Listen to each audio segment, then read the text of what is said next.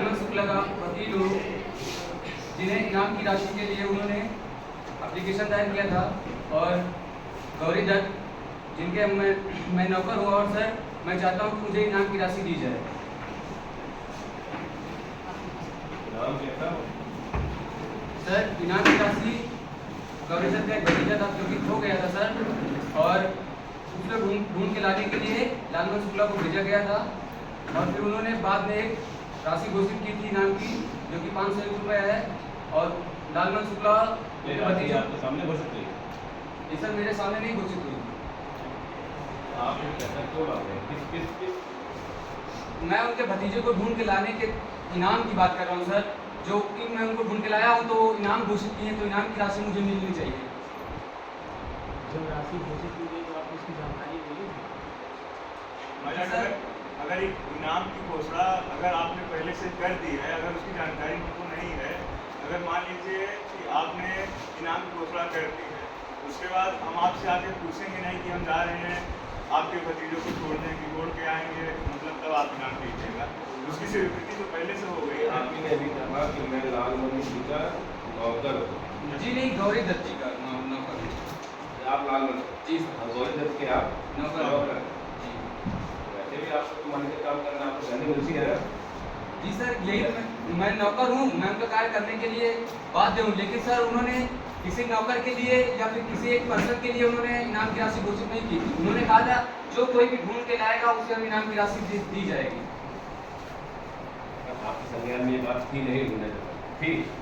जी sir, मेरे संज्ञान में जी सर सेक्शन 1 में लिखा हुआ है, भारतीय संविदा अधिनियम की धारा 8 में लिखा हुआ है कि हमें चाहे वो इनाम की राशि की मतलब वो जानकारी हो या ना हो, लेकिन अगर वह हमें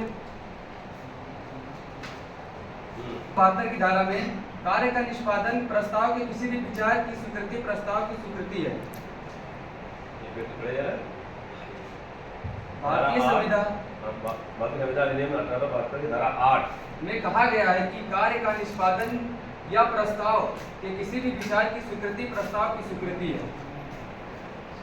विचार मात्र क्या कह रहे हैं आप लोगों का भाई?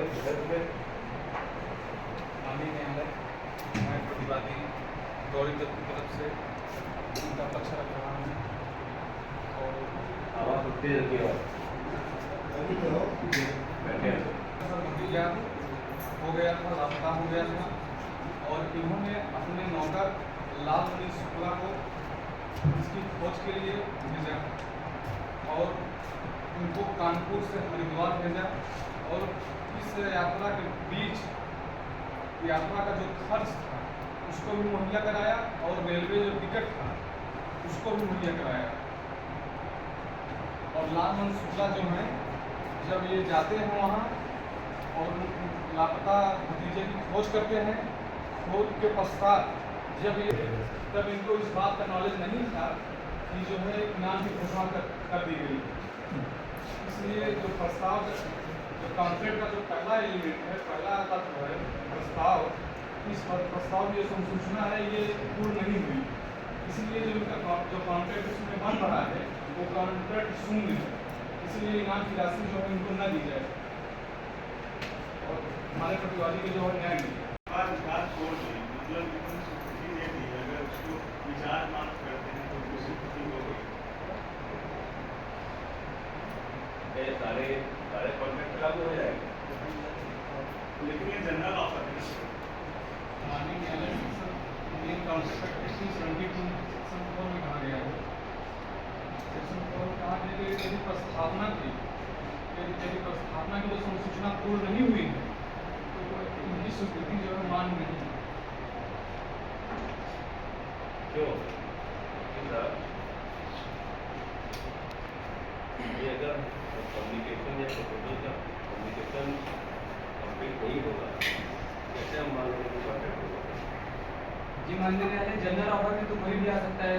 जनरल ऑफर को दिए हैं, उसके बाद मतलब उसको पता उसके नागरिक हो या ना हो, या उसके बाद वो कार्य करने के बाद हो।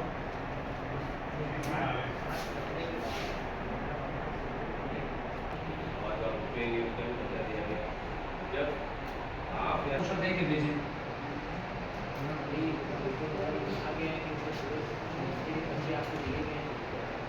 जी माननीय न्यायालय, उन्होंने जब इनाम की राशि घोषित कर दी है, जब मुझे इनाम के बारे में पता चला तो इनाम का हकदार तो मैं भी हूँ ना। माननीय न्यायालय, इन्हें 6 महीने बाद पता चला इन्होंने इनाम मांगा। मालाड मालिक ने ये तो नहीं कहा कि हम नौकर को वो इनाम नहीं देंगे। जब आपको सैलरी से इनाम मिलते हैं तो आपको उम्मीद करी रहे कि आप भाई जो एक आम आदमी जाएगा ढूंढने उससे बेहतर तो नौकर ढूंढेगा ही है, उसको उम्मीद है थोड़ी। माननीय न्यायालय, नौकर को 12 घंटे है, उसके बाद तो सर वो आम आदमी ही तो रहना चाहिए। नौकर तो 12 घंटे ही रहेगा।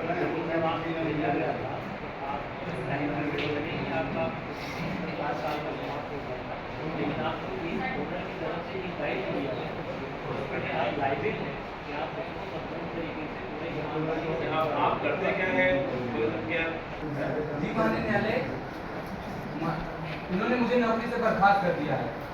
अगर इनका इनाम मांगते इनाम से पहले इन्होंने मुझे नौकरी से बर्खास्त कर दिया है।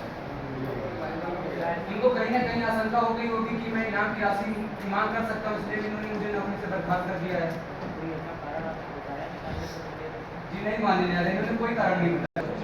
बड़े वेतन दे रहे हैं ये आपको सेवा भी तो कर रहा है। ये हमारा माननीय न्यायालय जो है लालजी शुक्ला हमारे सेवक नौकर हैं और इस कार्य के लिए हमने नियुक्त किया है कि ये जाकर हमारे भतीजे की जो है खोज करेंगे। अब खोज के दौरान ये 8 घंटे कार्य कर रहे हैं या 24 घंटे कार्य कर रहे हैं, उस समय की स्थिति के अनुसार वो देख कर रहे हैं। ऐसा